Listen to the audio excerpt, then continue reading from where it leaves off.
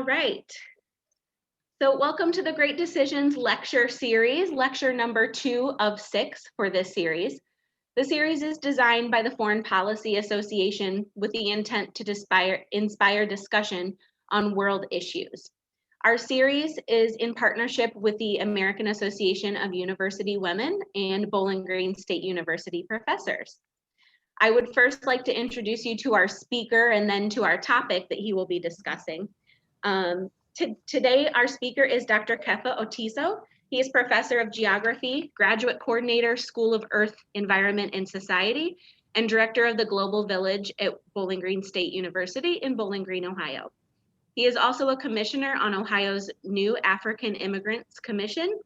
His scholarly focus is on urbanization, globalization, international migration, development, governance, and cultural change in the context of Africa and North America.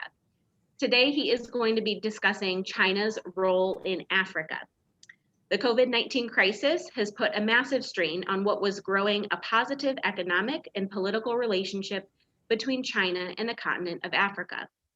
As Chinese President Xi Jinping's centerpiece, Belt and Road Initiative, continues to expand Chinese power, the response to the spread of COVID-19, as well as the African government's growing debt to China, has seen pushback.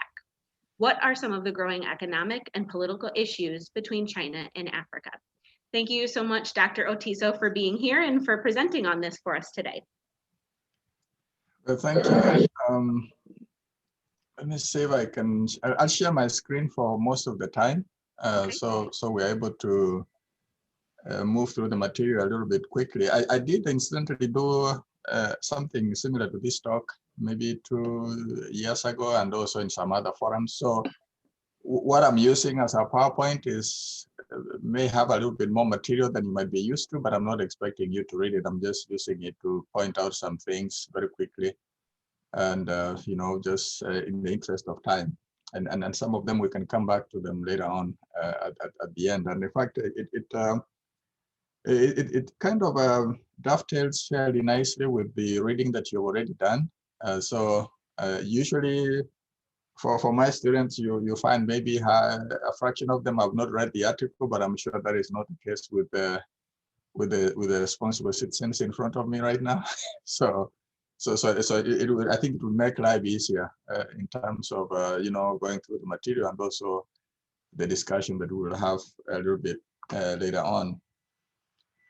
So this is actually a topic that has interested me for a while.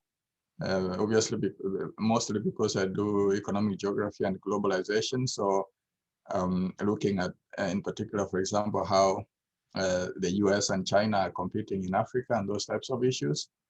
And so it's a topic that is still timely. When we started looking at it in the early 90s, it was like, oh, it's not gonna, it will be 100 years before China begins to rival the United States. But as you now know, that has actually not been the case. The rise of China has been rather fast, and some of that, and actually some of that has come because of its engagement in Africa.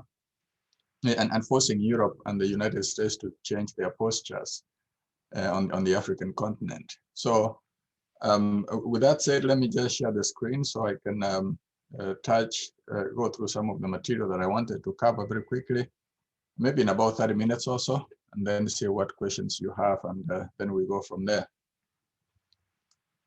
Okay, so make this big.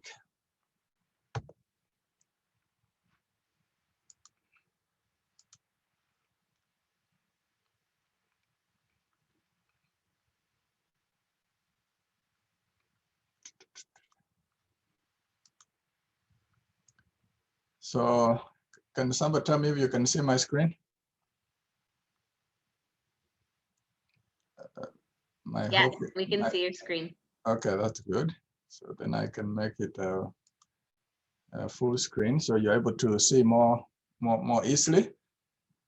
So I'll touch on 3 areas. There is a 4th one that we could do, but we don't have time to worry about that right now, which is Africa and China. But for today, we're looking at China and Africa in terms of number of Chinese, and then moving and a number of other things. Then looking at some of the engagements, whether they are positive or negative, and then coming to one or two conclusions.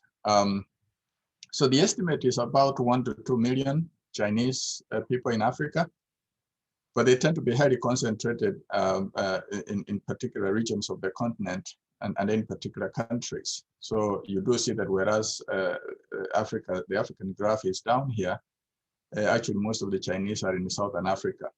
And even when you go to South Africa, then you find it's mostly South Africa, and then followed by Mauritius in East Africa, and Namibia, which is also in South Africa, and Botswana, which is in Southern Africa. I should say Southern Africa, not South Africa, because South Africa is the country, and Southern Africa is the region. And then there are a number of other countries that are also going to show up in terms of number of Chinese residents on the continent, including Libya, Madagascar, and the Sudan. And we'll later come to some of the reasons why you see this kind of distribution, but in particular, the mineral-rich countries, and also those that have a long history of Chinese settlement in Africa, including the country of South Africa and Mauritius. So some of the occupations that they are engaged in vary by decade. So the reading you are doing gave you a history from the 1950s until now. And so you would have seen people like the laborers in the early part of the economic relationship soon after independence. But before, let's say, 1960s, 1950s, many of these engagements would have been mostly at the political level, national level, China trying to support liberation movements in Africa and the like. But as they started getting into investments in the 1970s, then laborers began to come in by the 1980s and 90s. And when there's greater Chinese investment and interest on the continent, you start seeing contractors, petty traders, investors, and entrepreneurs. So now this second group here is much bigger than the laborers that you see here.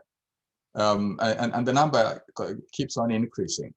So even though I gave you 2 million, 1 to 2 million, actually the reality is that we don't have a very good number on how many Chinese are actually on the continent.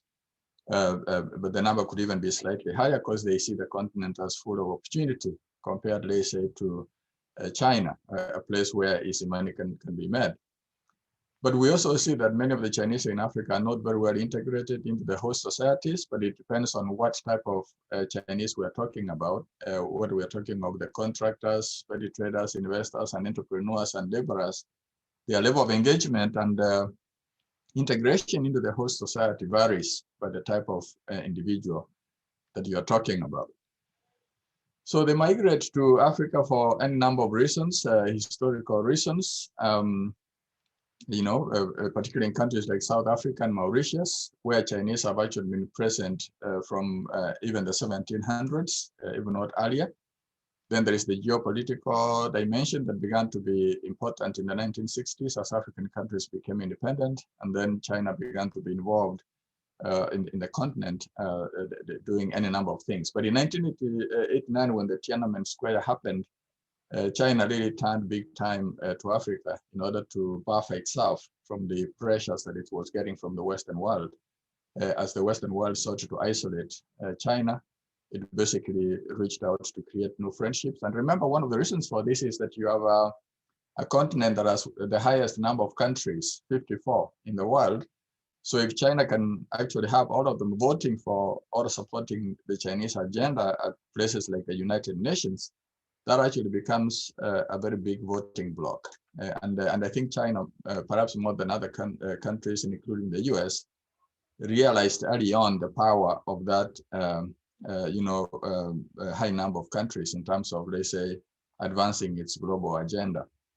You have to remember that the Western world has, for a very long time, seen Africa as basically an appendix of the world, not really that important and those types of things. But obviously, as history is beginning to show, that it was not a good way of looking at things. So the Chinese have really taken advantage of it, and the US is playing catch up right now in many parts of the continent. And it will be interesting to see whether, in fact, the US is able to meaningfully counteract the Chinese influence on the African continent right now. So while they migrate, they also migrate to countries that already have strong trading and economic ties with China. And also you're trying to see them trying to settle in countries that are strategically located that actually allow them to achieve any number of, economic, political, and other interests. Now, the reason I put this in red is that what we are talking about Chinese migration in Africa, there's also a substantial African migration to China. I gave you a number of about 2 million Chinese in Africa.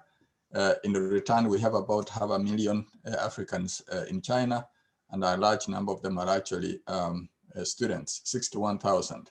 As you already know, there are more African students now studying in China than those that study in Europe and the United States and even Russia.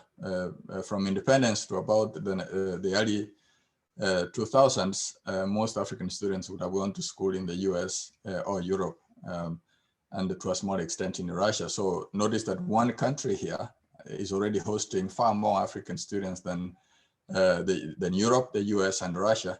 And therefore, at this point, actually, they are doing more to win the hearts and minds of Africans than the former colonial powers, the US and Russia combined. So when you look at their investment by country, they are not going everywhere. I've already mentioned that they tend to invest in strategic countries or countries that are mineral rich.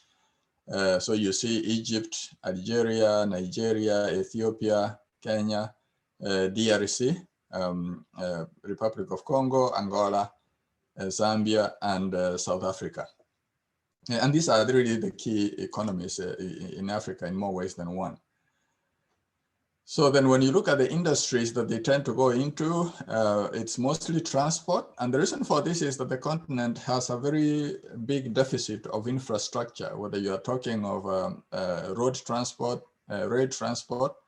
It actually does not have a very good internal circulation systems in terms of roads and railways.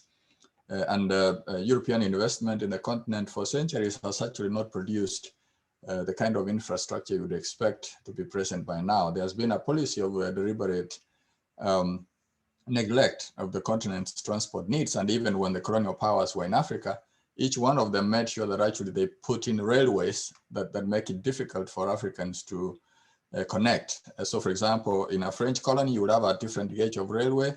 And when you go to a British colony, you'll have a different gauge of railway, so that you end up having neighboring countries. So let's say if we take the example of Ohio and Indiana, you'll find that the gauge of the railway in Indiana would be different from the gauge of the railway in Ohio.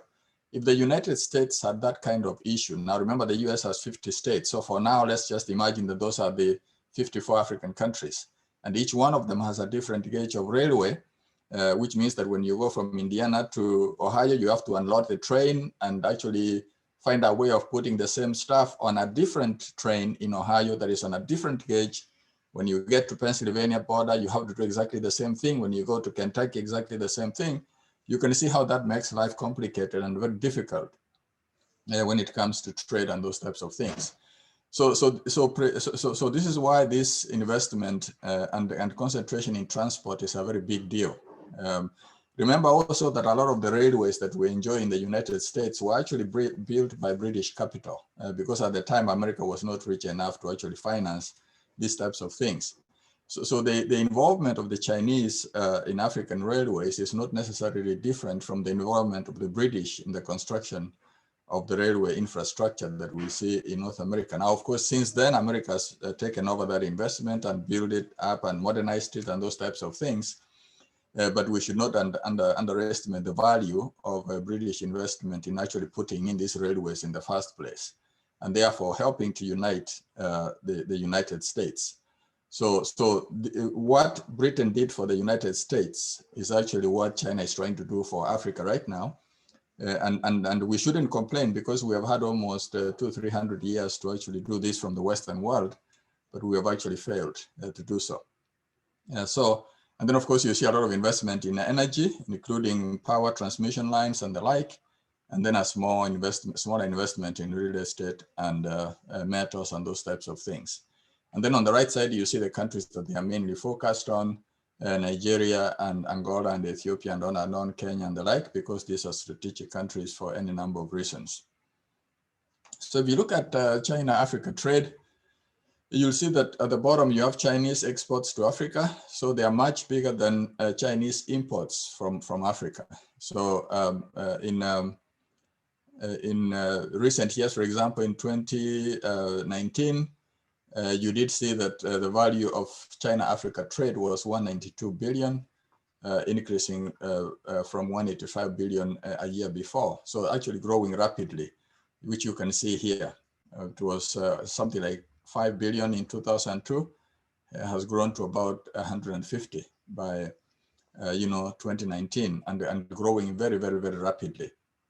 So China now has become easily the most important trading partner for the African continent. But even within Africa, you'll see that Nigeria is the largest buyer of Chinese goods, followed by South Africa and Egypt. And these three countries happen to be the ones that have perhaps the largest economies on the African continent. So that should not surprise us at all. Now, I need to mention here that even though in terms of volume, you see a lot of commodities that are being exported from China, from Africa to China, weak commodity prices for things like, copper, raw and refined raw materials, coffee, tea, and the like, are partly the reason why you see that Chinese exports to Africa are much higher than Chinese imports from the African continent. And so an obvious policy implication here is that the African continent needs to do better in terms of processing its raw materials in the continent and exporting them as finished products rather than as raw materials that China then gets to refine and sometimes actually export right back to the African continent. So if you look at Chinese versus US foreign direct investment, so here you're looking at things like American corporations investing in Africa. You can see that the US was dominant up to about 2006. And since that time, no, actually, you can even take it all the way to about 2012. And remember, these things fluctuate quite a bit depending on what is happening economically, globally in a given year. So for example, in 2009, US investment was much, much higher than Chinese investment. But in general, since 2012, the gap has been widening. So China has been pumping more money to Africa than the US. But we'll come back to that a little bit later on. So if you look at the number of contracts that are and the value of the contracts, you see that China has grown its contracts for something like 5 billion here in 1998 to now, where you're looking at over 40 billion, close to 50 billion. And of course, although this is a 6% decrease from 2018, but the important thing is that actually they are very, very high. And the top countries are the ones where China is most interested in, including Algeria, Nigeria, Kenya, Egypt, and Angola. Angola is a lot of oil. Egypt, Nigeria, and Kenya and Algeria tend to be strategic in their respective regions. But Nigeria is also a big exporter of petroleum, and as many of you will know, and Kenya's recently discovered substantial amounts of petroleum as well, and there is substantial Chinese investment going into that sector. And Algeria has been an exporter for a long time from North Africa.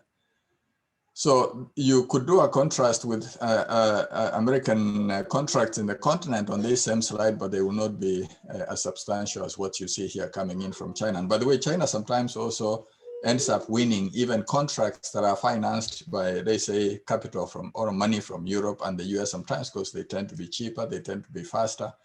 They tend not to be stuck in things like, human rights and those types of things. And it's not that those things are not important, but they tend to be quite focused, let's say, in building a road when they have a contract for building the road. There are some projects that have been done in a year, from inception to completion, some of them 18 months, which is something that very few other countries are able to pull off. So in terms of number of Chinese workers, this is a little bit different from the larger population that I gave you early on of like 2 million Chinese in Africa. Here we're specifically talking about people that are contracted in projects and those that are doing labor services that are connected, let's say, to Chinese investments, Chinese projects on the African continent. And so you see in 2019, we were looking at about 200,000 of them. And again, they tended to be concentrated in the same countries that we mentioned earlier, where you saw a lot of Chinese contracts on this particular PowerPoint. So what is not included in here, of course, is the informal migrants. And a number of these people that came late, that were identified in 2019 rather. Now remember, a number of them were there in 2018, 2017, and on and on. And some of them, when they finish their contracts, they don't necessarily go back to China. So they keep adding to that overall Chinese population on the African continent. So this number here of informal migrants, such as traders and shopkeepers and people that have simply overstayed their visas and the like, and some of them that actually illegally migrate to the African continent as well from China, you know, essentially makes the number much, much higher. So the next thing then is to look at how is China perceived in the African continent? And this is something that as Americans, perhaps we need to pay very close attention to, you know, because we spend a lot of time in the US listening to American media, hearing China being attacked left, right. We think that everybody dislikes, you know, China. But as it turns out, there are many, many areas where, in fact, you see Chinese positive perception being as high as more than 80%, particularly in countries where Chinese investments like roads and railways have actually improved people's lives a whole lot. Meanwhile, you'll find the United States and a number of European countries trying to engage the African continent on issues like democracy and whatnot, human rights. And it's not that those issues are not important, but people that don't have things like roads and running water can actually find those types of conversations to be quite hollow. When somebody is sick, telling them how they should have taken better care of themselves, how they should have eaten better, and those types of things can actually come across as being a little bit naive, if not cruel. So and China, on the other hand, will be like, well, if you need a hospital, we'll give you a hospital. Regardless, sometimes we might end up violating labor laws here and there. And again, I'm not suggesting that those things are not important, but there are things that, you know, Africans would argue that sometimes we need the road far more than we worry about some labor laws that may be violated here and there. And then again, if we are talking of labor laws, remember also that even in the United States, we do have a lot of undocumented workers in this country that do very critical work. And it's not that their rights are necessarily that respected either. So that's just something we need to be aware of.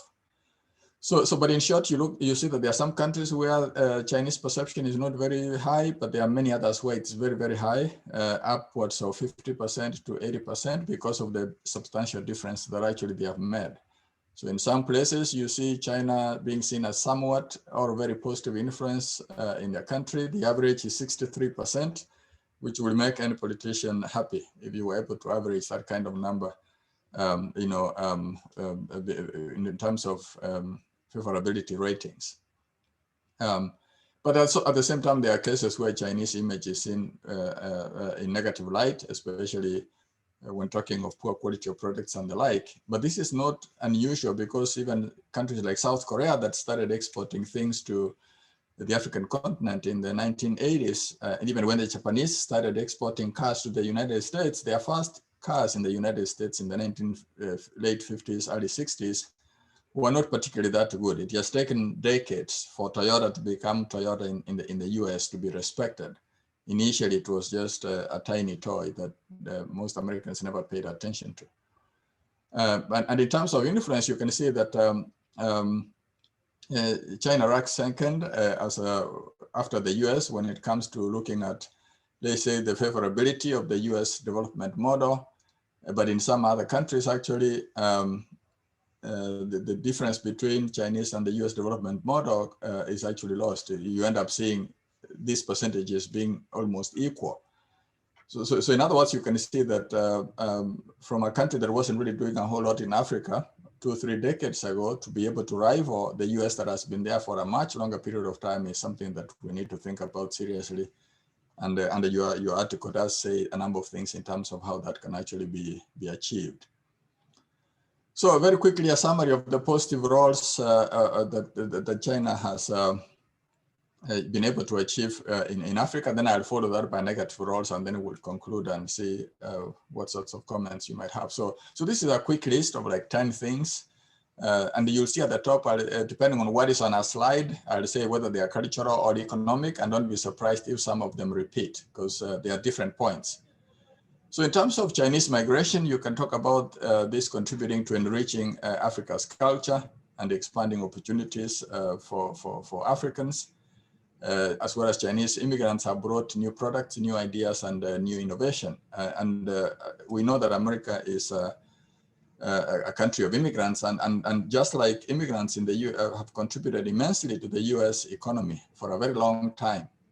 The same is happening for Chinese immigrants in the African continent. Now, it's not without controversy. When they move in, people will make a lot of negative comments that are not very different from the ones you hear in the US about immigrants. But in the end, history has recorded that actually immigrants have done very well to help the countries that they move into. And one of the reasons why people who move to a new country tend to do better is that, number one, they don't have a lot in the country they are moving to. They basically have to work hard to be able to even earn a living and even be able to eat. And we have also found that when you get to be removed from your family, there's a lot of negative influences we have in our families. You know, you can try to do something crazy that actually can change the world, but family members sometimes, because they care about us too much, can actually be the very people where we never make it in life, because they'll be like, oh, that will never work. You're embarrassing the family, those types of things. So when you move to a new country, you tend to be freed from some of those family and social limitations, and under your own pride, by the way. You don't want to lose face if something you're trying to do fails and you end up embarrassing yourself and embarrassing your family. But when you're in a foreign country where nobody knows you, you can actually take risks that perhaps you might not be able to take when you are near your family. So this is a universal human trait. We have seen that with immigrants in the United States, and that is also true with immigrants from China in Africa. And by the way, even within the United States, you know that in this country, when things are not working for you in Ohio, we have a history of packing our bags and going to California and trying something new. And that is actually part of the reasons why the US is what it is. So domestic migration has also contributed a lot to economic growth in the United States.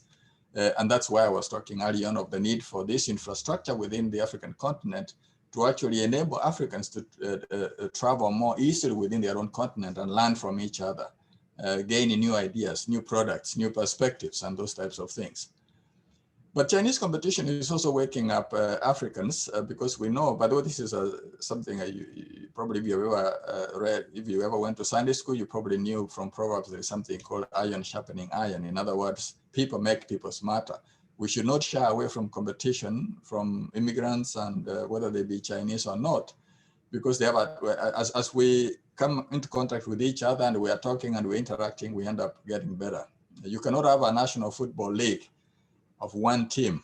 You need teams, and you need to play against the Pittsburgh Steelers all the time, even if you are Cleveland Browns, and you get better, all right? So that's the point here. So they have also ended up contributing heavily to Africa's transport, energy, and real estate and mineral sectors, as we said early on. And some of these are actually critical projects, like railways that simply don't exist, and roads that actually don't exist.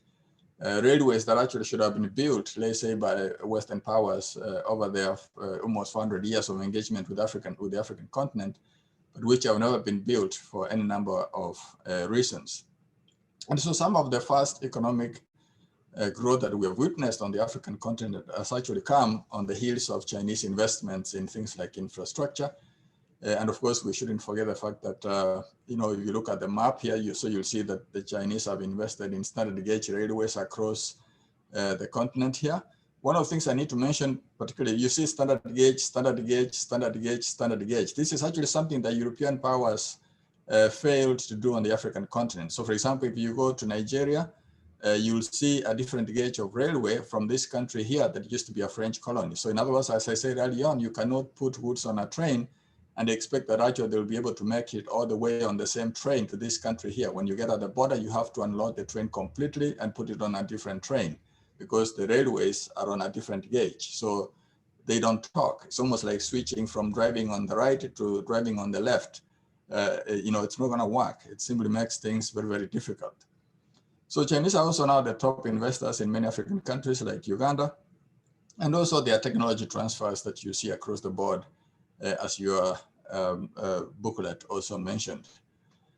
So there are a number of also technological impacts, which I've mentioned in the previous slide, but here you can also go into even greater detail in terms of China helping to improve Africa's technological base, whether that is in through sectors like, education, the 60,000 students from Africa that are studying in China, 40% of them on scholarship. This is a much higher number than the United States actually does. If the United States wants to catch up with China in Africa, this is a number that we have to work with. Of course, we have a lot of assistantships here, particularly for graduate students and any number of scholarships, but we don't come anywhere near close to the 40% that you see here. So this is a very easy fix because it's a fix of money without even changing anything. American universities already have the capacity to be able to take in a lot of international students, but as many of you might know, these international students don't always get to have access to scholarships and those types of things. So then there are Chinese companies and development of educational institutions like schools and universities across the African continent and on, and technological investments, including companies like Huawei, which, as many of you might remember, President Trump tried to restrict here in the United States, and then he tried to pressure African countries to stop working with Huawei. But that actually went nowhere because the Chinese are simply too entrenched and actually even already playing a very big role in rolling out 5G networks across the African continent. What I would suggest is that instead of telling Africans don't trade with Huawei, we should ask ourselves, how are we enabled Verizon and AT&T to actually compete? Simply telling somebody who needs a cell phone that you should not take a cell phone from that company is not going to get it done. What will get it done is provide options. Just saying don't do it is not going to do it. Economic impacts, these are railways. So right now on the left side here, this is actually how African railways look right now. One of the things that you should see is that you have railways that actually end in the middle of nowhere because this is the colonial infrastructure. It was meant to take raw materials from the interior of the country, put it on a ship and send it to Europe. Or in the early days, get slaves, for example, and basically put them on a ship and send them to the Americas. What Africa needs is what you see here, an integrated railroad system that actually enables Africans to trade among themselves. This is what we have in the United States, which allows us to trade big time among ourselves. So if you go to Europe, 70% of the business that Europe does is done within Europe because of a good transport infrastructure. And this is also the same thing here in the United States. So this is what China is trying to do for Africa, and which is why Western, lectures about how Africans should not be able to do business with China tend to fall on deaf ears, because the African response is, the Chinese are giving me nice railways like what you see here. This is the Kenyan standard gauge railway. By the way, some of these railways are fairly new and actually fairly modern compared, for example, to even what we have in the US. As you guys will know, the US railway stock is actually aging, just like bridges and roads. So we have not invested in these things in a very long time. As big a country as we are, we should be able to have a train that actually can take you from New York to Chicago in a matter of hours, but that is not the case right now. Many big countries have already done that, and we should be able to kind of think about that already. So when you look at this kind of railway project that China did in Kenya, and then you try to tell Kenya, hey, don't do business with Chinese, they're gonna tell you, show me your railway that actually you've been able to help me build. And in the absence of that, they will give you a listening, and as soon as you leave the country, they'll sign a contract with China. So something to think about. What's are cheap? And then of course you can look at this the infrastructure here as well as the investment in manufacturing and the like. There are also social impacts. These are not things that anybody plans, but in America, we understand this history very well. That when you get people interacting, migrants, whether they're coming from Europe, anywhere, sooner or later you begin to have the American melting pot. And this is also happening in Africa, regardless of what people might think. Some people don't like interracial marriages, some people do, but it's neither here nor there because it's going to happen anyway. When you have people interacting, it is bound to happen. And by the way, if you come to Africa, you'll hear people having some of the same reactions, sometimes racist reactions that you might hear in the US. Oh, we don't like biracial marriages. Oh, we don't like interracial, whatever the case may be. But it doesn't stop anything really. At the end of the day, when people are interacting, this becomes one of the ways in which they interact. So And maybe this is something we can talk about a little bit later on. There is also an element of it in terms of Africans that have gone to China, which you see here, and actually in the process also having some of these engagements in China itself, especially in cities like Guangzhou. And even in China, you'll hear some of these same arguments. Most of them tend to be racist arguments. Oh, Africans should not come here and marry our women. But then when you're in Africa, you hear the same argument. Oh, Chinese should not be able to come here and marry our women. When you are in the US, Mexicans should not come here and marry our women. When Americans go to Mexico and marry Mexican women, I'm sure you hear the same argument. So there's nothing new here, but what I'm saying here is, is simply recognizing what is already happening, which is reality. And then, of course, because of those liaisons, now you see this a growing Afro-Chinese population on the African continent that actually initially may have come there for short engagements, but now which is of course beginning to be permanent in more ways than one. But at the same time, these marriages are actually useful in creating bridges between the various cultures. So when you have couples like this, whether they are in China or they are in Kenya or they are in another African country, they actually tend to help these populations to understand each other, these people groups to understand each other. And this is also something, by the way, that the US has done very well. Whether you're talking of intermarriages among European immigrants themselves, and now increasingly, whether you're talking of biracial marriages and the like, they actually tend to help people to understand each other a little bit better. And of course, I understand that people have different opinions on these issues, but that's a subject for another day. Now, there's also a substantial Chinese military impact that is beginning to show up on the African continent, whether they're helping to deal with issues like Somali piracy here. China has one military base in Africa, in the country of Djibouti. And by the way, the country of Djibouti is unique in that you have almost 6 countries that each have a base in Djibouti, in the same country. This is actually a very tiny country. You are talking of almost Delaware. So you have a French military base, you have an American military base, you have a Chinese military base, you have a German military base, and on and on. And I think maybe even Turkey may have. So you're looking at 1, 2, 3, 4, 5, 6, 7 different countries that actually have a military base in the same country. And all of them were initially there mainly to be able to protect the Suez Canal, which is further up here, and to control Somali piracy here, which was beginning to be quite destructive to global business. But after that, a number of them ended up staying. And in case you don't know, even the United States established the Africa Command something like 10 years ago or so. And remember, we have the Asia Command, the Pacific Command, the Atlantic Command, and those types of things.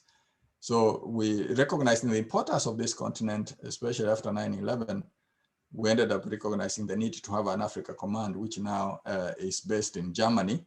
But at some point in the future, it will probably end up shifting to an African country. But you should see already that America is all over the place with military presence across the continent. What Africans would argue is that the United States should consider converting these military presences to more substantial investments in the economy. It's cheaper in some ways to do that actually than just to come in with boots. And in the long term, you tend to lose out anyway. You don't see a lot of Chinese bases anywhere here, and yet they are giving us a very serious run for our money. So that is another area where we might have to rethink how we are engaging with the African continent. And remember, military interventions almost always end up requiring more military interventions in most cases. So the Chinese have ended up participating in the African peacekeeping missions in places like the Democratic Republic of the Congo. And then, of course, as you put these bases here, those military men and women in these bases have to eat, they have to go to hospital, and they end up generating a lot of economic benefits, spillover effects. Some of you here may have served in the American bases in Germany, in Korea, in Japan, and the like. So you do understand that you end up needing the host country, and therefore actually some of the biggest investments America makes globally is through its military bases across the board. And I think we have something like 1,000 military bases overseas. So they are quite a lot.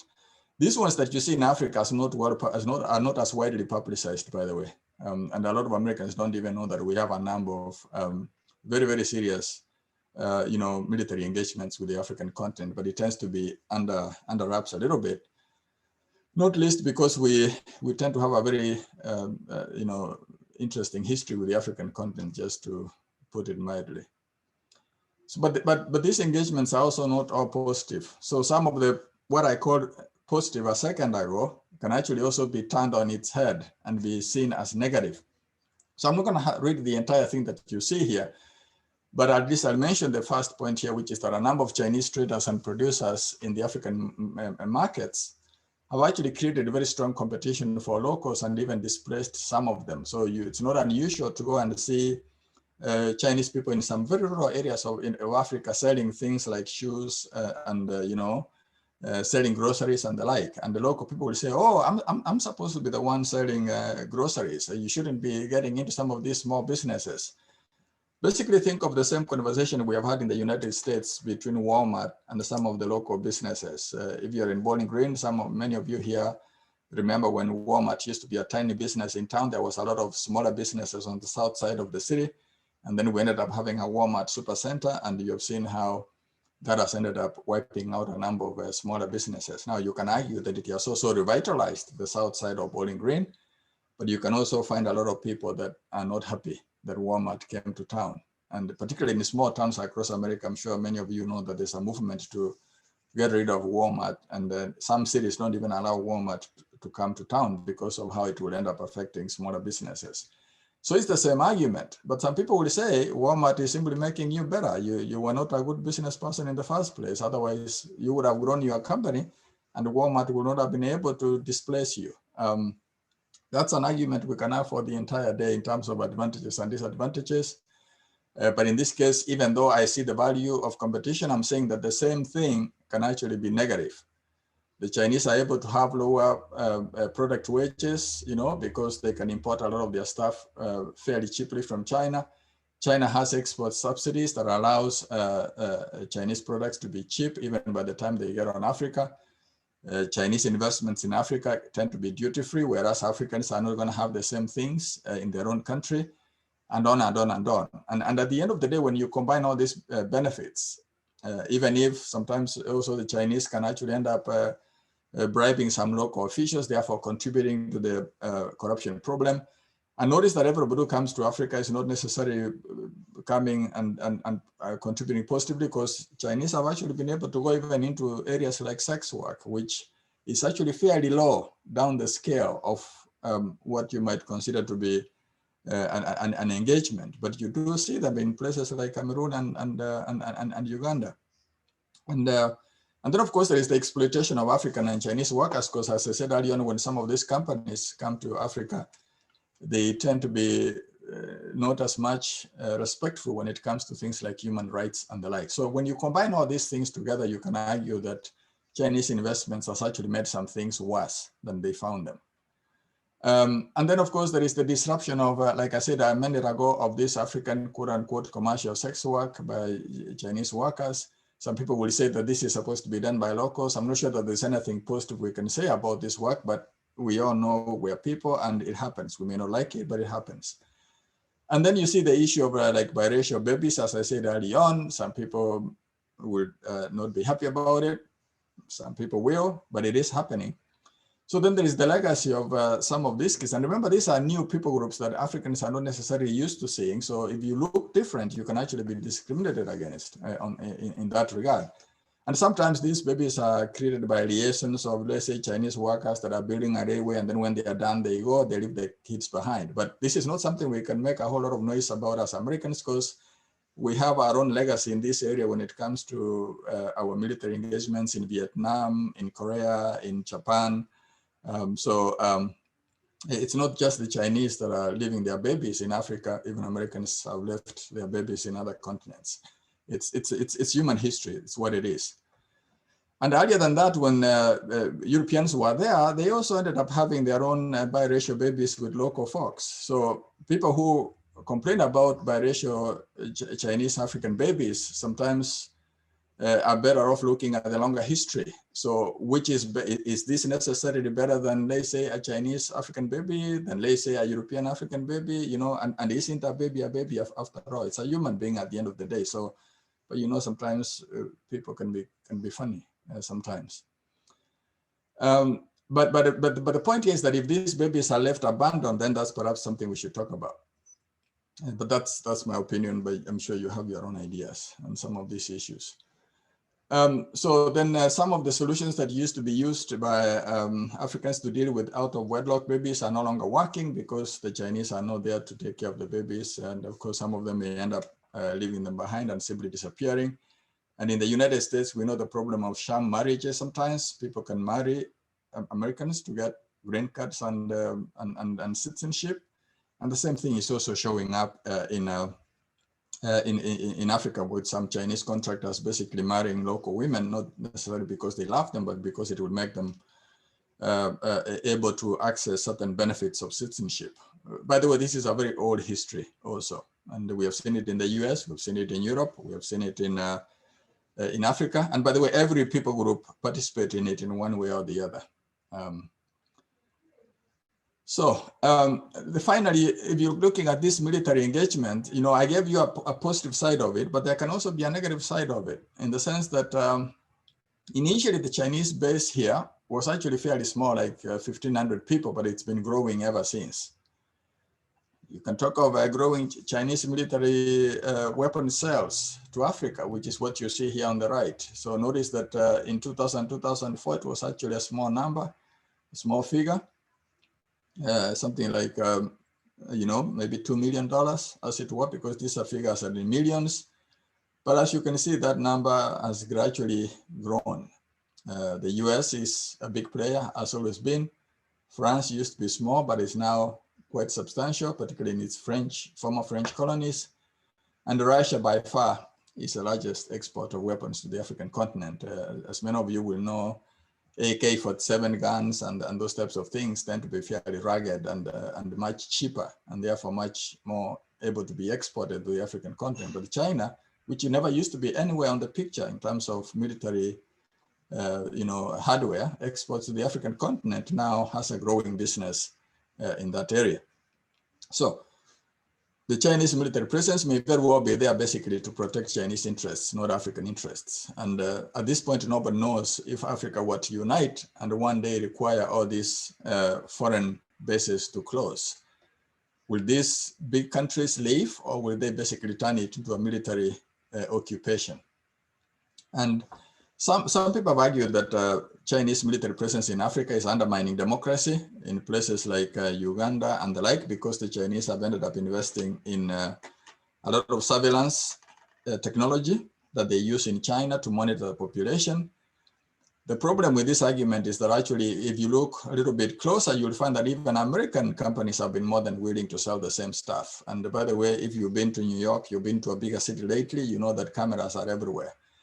Sometimes when I teach students, I ask them, you know, Americans may be uncomfortable with the notion of a government spying on them, but I'm not sure that we are necessarily much better off when we're being spied on by Google and Apple and everybody on an everyday basis. So, I mean, ask yourself, who do you like to have your private information? Is it your cell phone company, which spies on everything you do on the internet, or is it the government?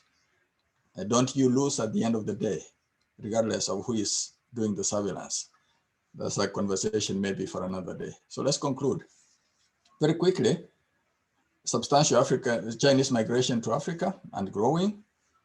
This migration has been going up and down, but what we know is that right now it actually favors China because there are more Chinese in Africa compared to the number of Africans in China. Many negative and positive impacts, as I've tried to outline. This migration, Chinese presence has been disruptive economically, socially, politically, and technologically, and continues to play a big role in Africa's future development. And of course, the idea of whether China is good for Africa or bad depends on Africans themselves to a great extent. So at the end of your article, you did see a good recommendation on some things that the US can do. Simply telling Africans not to trade with China doesn't do anything. What will get it done is the United States being present in Africa and using its own strengths in education, finances, services, and the African diaspora, including people like myself and technology, to be able to compete against China. But maybe later on in another year from now, we can talk about Africa and China, because it's not just China in Africa, but there's also some interesting things we can say about what Africans are doing even in China. Thank you.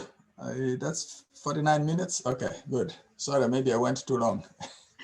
That's all right. We do have one question in the chat feature. Mhm. Our textbook says that the previous European colonialism held Africa back. Now China is giving loans for infrastructure projects with terms calling for Africa to give China ownership of the infrastructure and Africa defaults if Africa defaults on the loan. Mhm. Currently, 22% of Africa's debt is to China. There have been foreclosures. This is how England colonized India 200 years ago. Isn't China just the new colonizer of Africa today? Yeah, that's actually a very active debate even in scholarship, whether China is the latest colonizer. But I will say that if you look at the experience, like I said earlier on, of British capital and how it helped to develop the United States, remember it was our colonizer. There are a lot of differences actually we are seeing. One of it is that China is coming in at a point where Africans are far more aware of their options than, for example, they were when Europe came into Africa. So there's a lot of African agency in some of these projects. A lot of them are not just happening because China is imposing the projects on Africa. A lot of them are happening because Africans are actually seeking these projects from China, because they recognize that they're in desperate need of these railways that actually can help them to trade among themselves. So what people, even including myself, sometimes have said is that in some ways, quite frankly, at this point, I may not care much how the railway is built. I care that the railway is built, because if you manage to have good internal circulation in the African continent, you can actually grow the economy to such a point where you can actually overcome the danger of being colonized from outside. And in fact, China has not really shown that much interest in taking over collateral. It's actually what you see in the media. A lot of it is actually hype. Very little of it has actually happened. The only country that has lost any meaningful asset to China because of a loan is Sri Lanka. And then later on, research has shown that actually it was a way for Sri Lanka to restructure its debt. So they actually gave up a port, which was not really producing much anyway, because it was a very remote port, completely built with a new airport. Nobody lives there. So quite frankly, the Sri Lankans would have been happy to give it to any one of us if we wanted to take care of it. So in other words, there are some things that look like a bad investment in 2021, but which actually become a good investment in 2025. So the same argument would have actually happened even when the British were building railways in America, they are colonizing us and whatnot. But in hindsight, because they helped us to have a very good economy domestically, look where we are. We don't really worry too much about British colonialism. So in short, yes, there is that prospect and the like, but actually in the reality, that is not the case, because Africans are far more agency. If we have time, I can actually tell you that a lot of these Chinese projects don't have that much Chineseness in them, as you might think. A lot of it is actually us in the US liking to hear things from American media. And one of the dangers of American media is that actually we never really do much analysis. We like sound bites. Oh, the Chinese are rolling over everybody, or they are colonizing Africa, and then we never really get a good argument on the other side. Okay, what about American investment in China when we are building roads? Right now, Bechtel from California is building maybe something like a 6-lane highway in Kenya from Mombasa to Nairobi. So is that colonialism, or is it an investment in infrastructure? Is it bad because the Chinese are doing it and good when we are doing it, or what? So that's my take. But you can make very good points on either side. So I'm not dismissing the question. All right, we have another question in the chat feature. And at this time, if anyone would like to unmute so that you can ask a question, you're more than welcome to do that. The other question in the chat feature, speaking of no internal rail connections, there is no rail passenger service between Cleveland and Cincinnati. What do you conclude from this? This to me is actually one of the seminal failures of how we do infrastructure in this country. Remember, we used to have very good train service in this country up to the 1930s, 1940s. before car companies came in and convinced us. Even, by the way, remember, down Main Street, there is actually, I'm told there is a railway line that is buried down Main Street here in Bowling Green. In the 1930s and 1940s, General Motors, Chrysler, and these other car companies came in and actually bought all of them. Even if some of you are old enough to remember a very good rail car system in the streets of Toledo, which was taken over by these big companies that, hey, we're going to invest in them. The next thing you know, they tore them up, replaced them with buses. And then, as you know, because of this privatized rail transport infrastructure in the United States, Amtrak is never able to give you a good service because it always has to give way for trains that are carrying coal, that are carrying goods. You know, if you've ever tried to take a train from Toledo to Washington, D.C., like I've done, you know how irritating it is. Sometimes it can actually take you longer than to drive the distance. Whereas, in fact, we should be able to have dedicated high-speed corridors that actually can give us very good train services. You should be able to get on a train in New York and be in Los Angeles in about 7-8 hours when you're doing a train that is moving at 350 miles an hour. I mean, it's a shame that the fastest trains on earth are in China, and a lot of them are built based on technology that was pioneered in the United States, you know? So for me, I see this as a failure. That's a strong personal opinion, but I don't like the fact that we don't have nice and high-speed train services. I mean, a lot of you are senior citizens. You should be able to get on a nice train here in Bowling Green and go have a nice weekend in New York without having to worry about the danger of driving, you know, and it's tiring. You may not have the energy to do so, but you can enjoy a nice movie theater or a nice performance in New York and get on a train and come back. I was actually in China in 2019, and I'll have to tell you that it's hard not to be envious of the train services they have in China. And especially when it's not a matter of technology and the capability, but it's a lack of political will to get some of these things done. And by the way, I'll tell you quite openly, these things are beginning to pull us behind. It's a shame when you look at the kind of antiquated train services and train infrastructure that we have in this country. Even our goods trains are not that fast, by the way. They should be able to do 100 miles an hour, 200 miles an hour. The high-speed train that actually the Chinese did in Kenya can do 120 miles an hour, carrying coal.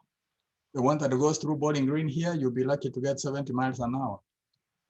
You know, so if we do a loop of trains paralleling the highways, you do Cincinnati, Cleveland, Toledo, down I-75, and you tie it, and then you connect it also to Columbus, you'll actually be surprised how our economy can even take off. Some of you here know when we put in Route, I think 24 from Toledo to Indiana, you know, it actually ended up helping us a whole lot. So even as you talk about the train service between Cleveland and Cincinnati, also try to lobby for a good I-75 type road from Findlay to Columbus, because it isolates Northwest Ohio. One of the reasons why Toledo is not doing as well economically is we are cut off from the capital. I mean, we have Route 23, I believe, but if you have driven from Findlay to Columbus, you know that is not necessarily the best road.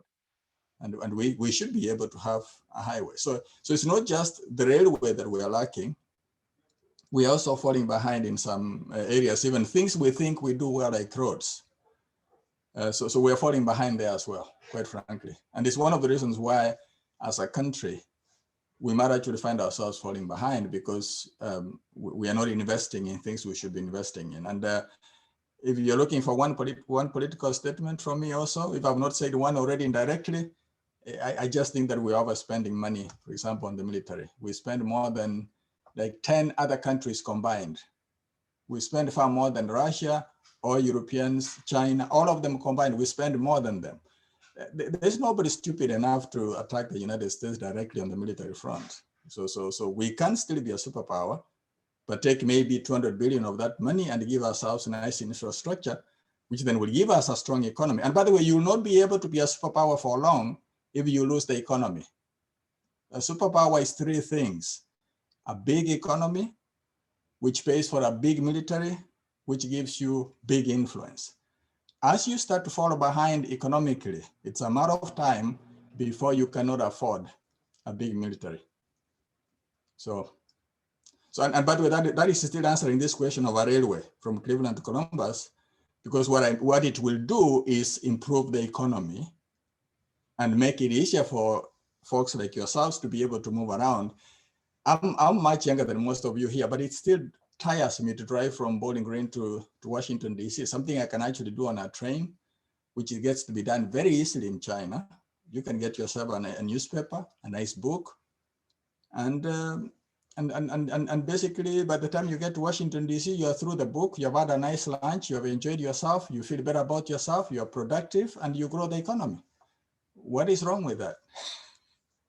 I was going long because I didn't see any other question here. So let me shut up so you can add another question. Not a problem. Yes, there are no other questions in the chat feature. Does anyone want to unmute and ask anything else at this time? We do have about 25 minutes left. By the way, you should never let a professor just talk. We never stop talking. So especially when you are paid to talk. I'm just flipping through here to see if anyone is. Yeah, I have a question. Yeah. That Tamzan Railway. Yeah. I might not have all my information correct, but it's my understanding that initially the United States was approached to build that railway, and we turned it down. Yeah. Because of I guess they didn't see the economic value of it. Mm-hmm. The Chinese did go ahead and build it. From what I've read on it, the project didn't work out very well, and it's my understanding it was involved in hauling a lot of mineral ore. Yeah. And basically the project kind of fell apart. The railroad's fallen into disrepair. Is that, first of all, is my information correct? Secondly, how does this fit into with the idea of the whole standard gauge railway thing if this part isn't working very well? If I start with the last one, there's a possibility of that line being converted to standard gauge because it's not standard gauge right now. So going forward, if you end up wanting to have an internal circulation system, there will actually end up being a need to change it over from its narrow gauge to a standard gauge railway. So yes, it's true that a number of Western countries were approached. I'm not very sure about the US, but I know that a number of Western countries were approached to finance the railway, but they refused, primarily because at the time, they were aligned with the minority white governments in South Africa and Rhodesia that actually was squeezing Zambia, which is actually the one that is landlocked and which needed a way of being able to export its products. So initially it was using South African ports, because the apartheid government that, as many of you will know, fell in the early 1990s was actually the government in South Africa was not happy that Zambia was harboring people that it saw as dissidents that were fighting the South African government. So it basically cut off port access from South Africa. And China, seeing that, was like, okay, then we're going to help you. Remember, this is 1975, and China sees itself as continuing to liberate Africa from European colonialism. So Zambia approached China, and China was like, yeah, that's the kind of thing we can do to actually break this stranglehold of a Western allied government, apartheid government in South Africa, and even in Rhodesia also, from actually strangling an African country. So they put it in, not because it made economic sense, but because it made political sense. Over time, it has actually ended up paying big for them because now, as you know, a lot of the copper ore from Zambia is now being exported to China. So they've actually ended up revitalizing the railway. So yes, it's not as well maintained as it should be, but it is still functional. And Tanzania itself is actually building another new railway on the northern part of the country. But there's every indication that in fact, the railway achieved its objective of actually helping to undermine the government of South Africa. So economically, it may not have made sense, the Tanzam Railway. But politically and geopolitically, it made a lot of sense because as we sit here, apartheid fell. Because basically, and remember, Tanzania also was one of the countries that actually played a very big role in the political liberation of South Africa. So South Africa never liked Tanzania either. So So these two countries being able to have a railway line through Tanzania, which does not like South Africa in the 1960s, 70s, and then Zambia also being able to have access to the sea in Dar es Salaam, the port in Dar es Salaam, had other many other benefits beyond, for example, the economic ones. And so let me also mention that what makes Africa unique is that it has the largest number of countries that are landlocked, that have no direct access to ports, which is why these Chinese railways are very critical. This is actually something that European powers would have done very easily while they were the colonial masters in Africa. But because of their own rivalries, and remember, a lot of these European countries were small then, and even now geographically, they could have actually, but you see, they didn't like each other. I mean, on the other hand, we shouldn't be too hard on them because they didn't like, Europeans generally didn't like each other. After all, we have World War I, World War II, all the way to 1945. So it's not like they liked each other to be able to cooperate on a project of building railways that actually talk to each other on the African continent in the 1870s and 1960s. But it makes the need even more important right now. But one thing, going back to your original question, I believe the US built the first railway in Africa in Zanzibar in the 1840s. So you can actually say that if we had actually stayed the course and taken advantage, but I think we also opened an embassy there in the 1840s, very long time ago. So you can actually argue that if we had stayed the course, we would have actually heavily influenced the development of the African continent. But it's a long-winded answer. I apologize that, but maybe I touched on some of the things that you raised. Thank you. Mm-hmm. There is another question in the chat feature. Mm-hmm. Will there ever be a relief from travel within the country? Why so many military with guns at borders? This seemed how it was when I was there 2 years ago. Which country, if I may ask, Carol? Are you talking of the continent or you're talking of an African country? Because there are 54 of them.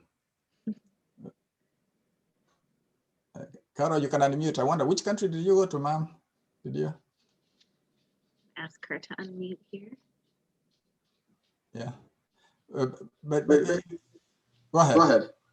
Tanzania. Yeah, Tanzania. A lot of these African countries are, are like, I'll see you later. Like the US states. You remember, we have had our own civil war, and there were times we even had different currencies, and we had different customs control at each of the borders. Even the dollar was not necessarily what it is today. So the United States is one of those countries where if you look at even the name, it tells you a lot about what we have done. It's a United States. There was a time we were not united. So everyone was trying to run their own customs and do a number of things that actually were not very helpful. But business necessitated that actually we have a United States that has one currency, generally the same business standards, generally the same infrastructure standards that allow you to get in a car in New York and drive without much hindrance until you get to California. You may be able to pay a toll here and there, but that's about it. And that actually is the magic of what has made the United States part of what it is.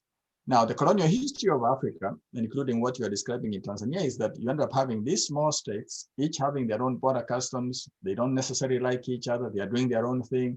So whenever you go to a border, you almost have to go through a customs thing that takes you hours. Actually, that's where you saw in your article, they were saying that it's cheaper to ship a car from Japan to Kenya than it is to ship the same car from Kenya to Nigeria on the same African continent, because you'll end up paying taxes and the import taxes like 10, 15 times before you make it to Nigeria. So the guns are basically more of an expression of people trying to show off that we're in charge here and whatnot, and all these types of things. But really, the bigger issue is we have too many borders, international borders on the African continent, and if you get rid of them, then you can actually address the issue that you're raising here. Let me also mention something. I think part of the reason you were a little bit aware of the guns is because you saw a lot of those big hunting rifle type guns that a lot of African police people tend to have, and you might you might not be aware that the pistol that a cop in Bowling Green has may actually be far more lethal than the hunting rifle that perhaps you may have seen. And I say that because of when I was doing my PhD research, my advisor came to Kenya, and that's the first thing he said: "I see guns everywhere," And I told him the same thing. This is a hunting rifle. It will be lucky to get off 3 rounds in a minute. But your cop in Minneapolis, by the way, because I went to school in Minneapolis. So I was like, your cop in Minneapolis may have a pistol that actually is far more lethal. And then he was like, oh, okay. So sometimes it's a perception. So Carol, you're not wrong, but it's a question of too many countries wanting to enforce and control their borders. And at the end of the day, we make it miserable. If that is what you remember from that trip, then now imagine how a lot of other people may have been inconvenienced over the years. And every 2 hours that you're wasting trying to answer a stupid question at the border of a country that is not really protecting a whole lot is time that is wasted that actually can be better used to be economically productive. And that is actually part of the magic of the United States. And if I may say something else along those lines, that's why we should be very careful about forces that actually may convert the US from United States to divided states. You may think it's a political issue, but it's actually far more lethal than that. If you become politically divided to a point where you're not united as a country, I promise you, you lose the economy overnight. One of the reasons people are big-headed in this country sometimes is because they think we can break up the country and still maintain the same economic power we have. No, you won't. You won't. It will not happen. The economy is as big as it is because of how convenient it is for me to trade with you, to exchange goods and services, to travel from California to New York without anybody stopping you on the way, you know. And by the way, if I may say so, bringing in another perspective, remember the US economy grew substantially when we got rid of things like Jim Crow rules that were keeping segments of the population out of the economy. That's actually when we really grew big time. It's never a good idea to try to keep another human being down. In the process, you inevitably put yourself down. If I dig a hole to put you in it so you don't get out, I'll go from having 1 prisoner to 2. 1 prisoner is in the hole. The other prisoner is the one who sits on top of the hole, trying to make sure that I don't get out. So we end up losing, both of us. It's never a good idea to play that kind of politics. We're humans.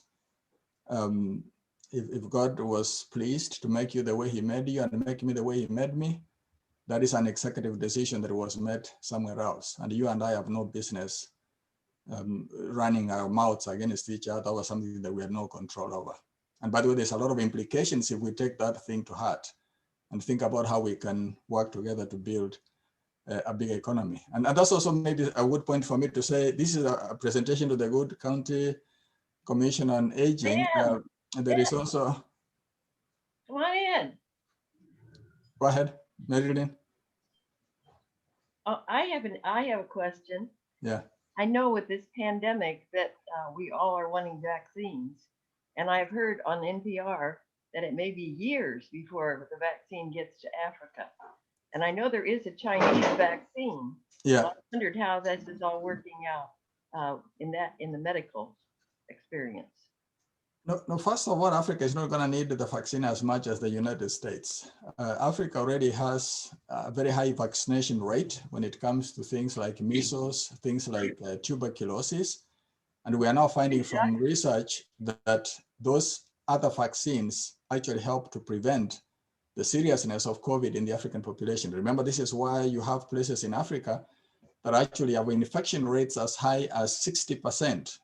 But the death rates from COVID are actually quite low, partly because Africa already has a big herd immunity that was built from vaccinations involving other things like Ebola, which many of you here might have heard about, tuberculosis, and a number of other similar diseases like SARS that really never made it to the United States, but which in fact, but we're also finding out that even HIV medications, which the US thankfully invested a lot in terms of distributing to the African continent, because remember, AIDS is a virus itself.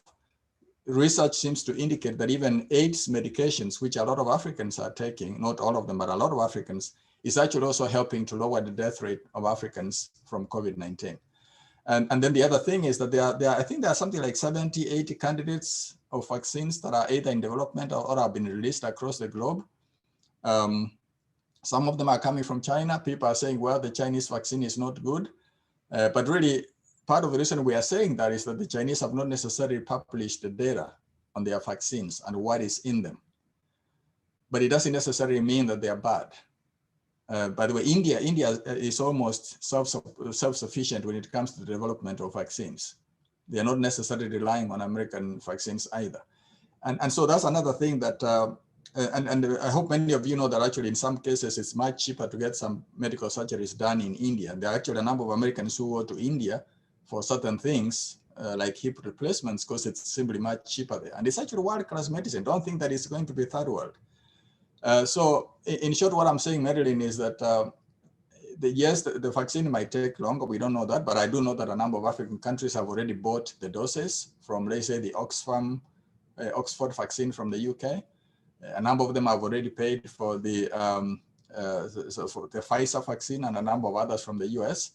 But what I'm saying is that it's not that Africans don't need the vaccines, but actually they need it less. And if what I just told you about the impact of AIDS medications, tuberculosis vaccines that actually were far more widespread in the African continent, that actually were used more widely, is true. Because I'm telling you what I saw. Actually, we had another discussion on COVID-19 vaccines in Africa and why the disease is not killing so many Africans last night. That's where I'm quoting this from.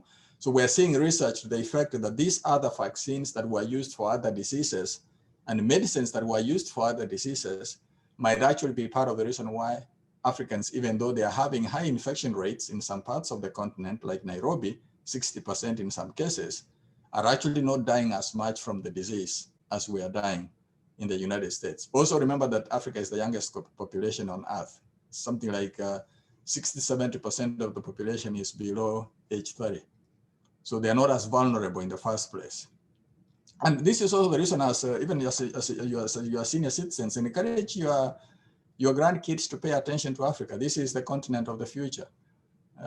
Once these railways are put in, regardless of how they are put in, you'll be surprised what the continent will be able to do. Already, if you can bank on your cell phone, that is actually something that was developed in Africa. So, and Africa is much, much far ahead when it comes to mobile banking. The other thing I'll tell you that perhaps can make you jealous, a cell phone here in the US, most of us are either on Verizon or AT&T.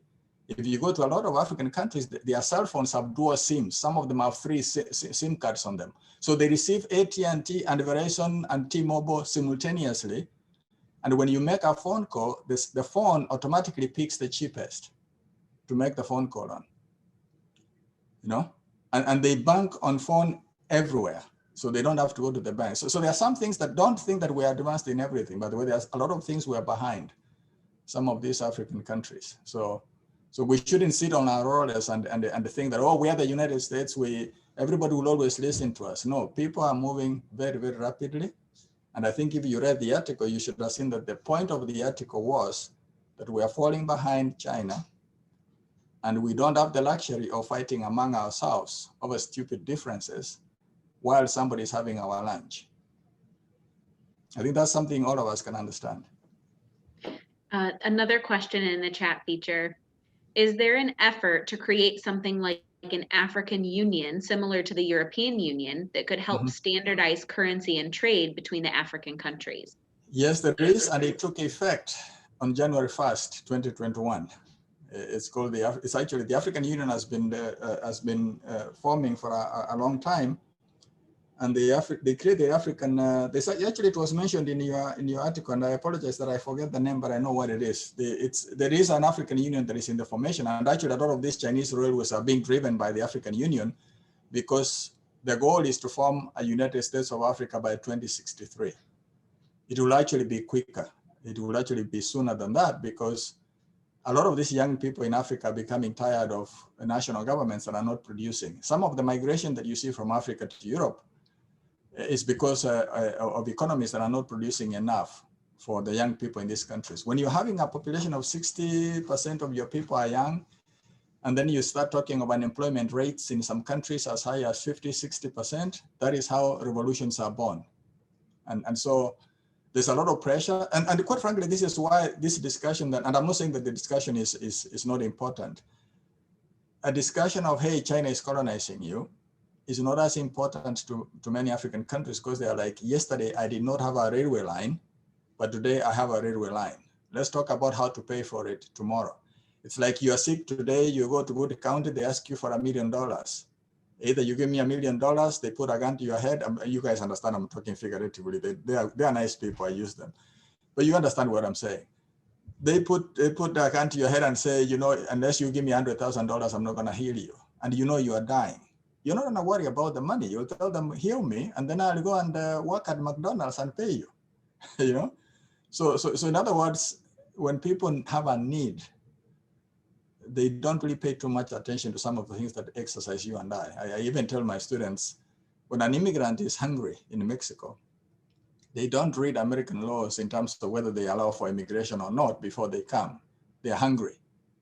And by the way, if you yourself were in their shoes, you'd be stupid not to try to migrate. After all, many of you here migrated many times. Some of you were born in Indiana, you went to California, and eventually you came back to Ohio. So why do you think you have a right to migrate so much and somebody else does not have a right to migrate? Some of you may even have been born in Europe. You know, if you had told me when I was a 10, 12, 15-year-old that I would end up in the United States, I would have told you you are crazy. But here I am. So, but of course, you guys understand I'm not suggesting we shouldn't control our borders. That's not what I'm saying. What I'm saying is that one of the things that makes a human is the ability to pull up your roots and go try your luck somewhere else. And a number of us on this screen are who we are because we've been able to exercise that opportunity. But countries, of course, have a right to do whatever they want, but there's a lot we can do if we actually find a way of making this process beneficial to all parties. Okay, well, we're just about out of time. Do we have any last minute questions? We have about 4 minutes. Do you have any last minute questions? Teddy, you're trying to say something, but you're muted or you're...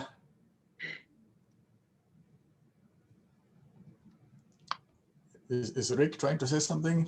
I think so. I just asked them to unmute, so hopefully that will help. This is David. There we go. There you go. Go ahead. David here. Let me just say, excellent presentation, Dr. Kefa.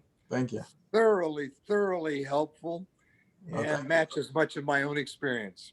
Oh, Dave, I didn't realize you were here. Good to see you. Very good. Thank you.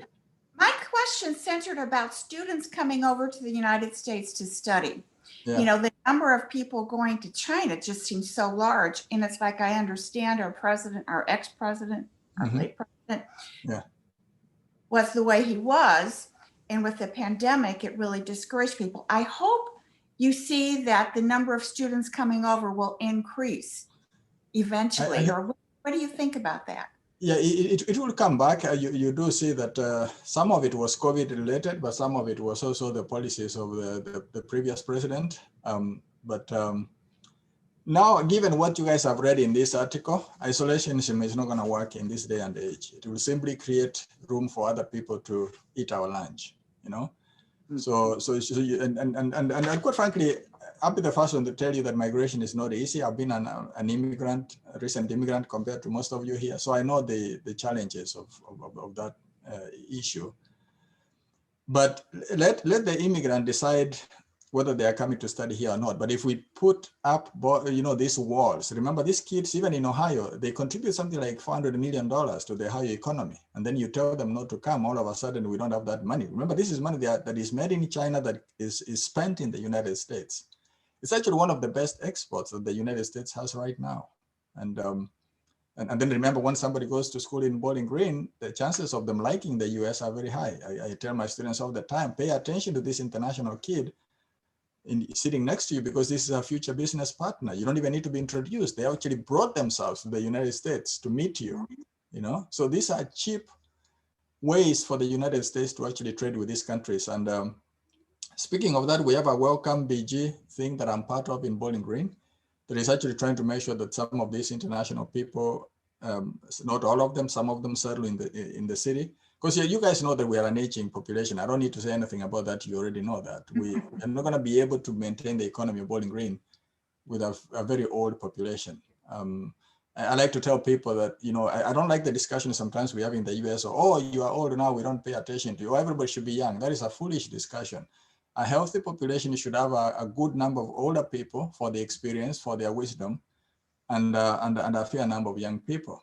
I mean, we all know, most of us are older here, that what you can see Kathy sitting down, your grandkid cannot see standing up, figuratively speaking, you know? So without the energy of youth, the wisdom of the elders is impotent. But without the wisdom of the elders, the energy of the youth is blind. So we do need a healthy mix of people. And Bowling Green simply skewing towards the older age groups simply means that we may not be a viable economy in years to come. And the state of Ohio is also doing something similar. That's also something I'm engaged in at the state level. So in other words, these discussions of, I don't like people the way they look, but meanwhile, our birth rate is so low, has an inevitable result. Either you increase the birth rate substantially, then you don't have to need another person's babies. But simply talking, and there are no babies that are being born in sufficient numbers in the city and in Ohio, simply means that we are a dying country. And you can look at Italy. If you need a European example to show you what a drastically low birth rate can do, look at Italy. Some cities have actually closed down completely. So these discussions of renewing our population is something that all of us should actually get behind. Otherwise, US civilization will, the city will basically will not be here. I mean, that's an exaggeration of sorts, but really we cannot afford to have a population that is too old. And I think I've counterbalanced it, that we need a nice mix. So you don't want too young people only, and you also don't need just old people. You need a nice mix. That's what we're trying to achieve. And Ohio, by the way, is also struggling in that regard as well. So, and we can always have discussions on numbers and those likes of things, but we shouldn't miss the bigger picture, that you cannot have a viable country, a viable city, when you're not having sufficient birth rates. And if you don't have those, the only other option you have is to allow other people to migrate in, steal some babies from Indiana, so to speak. I'm not saying literally, but migration is basically stealing other people's babies. Essentially, that's what migration is. Otherwise, you bear them yourselves, then you don't need to worry about migration. But if you're not having enough, and most Americans nowadays are getting 1 or 2, that's not going to cut it. If you want a population to grow, you have to have a minimum of 3 children per family. That's why many countries that actually pay for kids pay for baby number 3, because baby number 3 is actually the one that produces growth. Baby number 1 replaces one of the parents. Baby number 2 replaces the other parent. Baby number 3 gives us growth. And the US birth rates are nowhere near that. We're basically 1.5 for white people, 1.8 for black people. There's a time I did that presentation somewhere, and I said at the end of my presentation, all you black and white people get together and ask yourself what the heck is happening. There are no babies to to keep the economy going, you know. But I'm saying that as a joke, but it's a very serious discussion that we need to have as a country. And Ohio, the governor, by the way, remember, this is we have Republican governors in Ohio, in Michigan, but they're actually supporting some of these initiatives, because it doesn't matter what your politics are. If you don't have a sufficient number of people to take over from you, your politics will die with you. So it's simple as that. So I don't know how I got into that. I was supposed to answer a different question. But you know, all things are connected, you know? Mm-hmm. Yes. Yeah. So Liz, I don't know whether I'm going to get in trouble. Absolutely not. No, I think that is good discussion. Yeah. Well, thank you so much, Dr. Otiso, for leading this discussion today. We really appreciate you being here, and thanks everyone who joined on. And then we will see you next weekend is Persian Gulf security issues, I believe. I know we had 2 topics switch on us, but I believe that is the right presentation for next week, with Dr. Mark Simon from BGSU as well. So thank you again, Dr. Otiso. We appreciate it. Thank you much. And if you want to travel to Africa, talk to Dave Montego here. He's worked in Africa for a long time. So it's a nice place to visit, by the way. So thank you. All right. Thank you, everyone. Have a great day. Yeah, bye. Bye.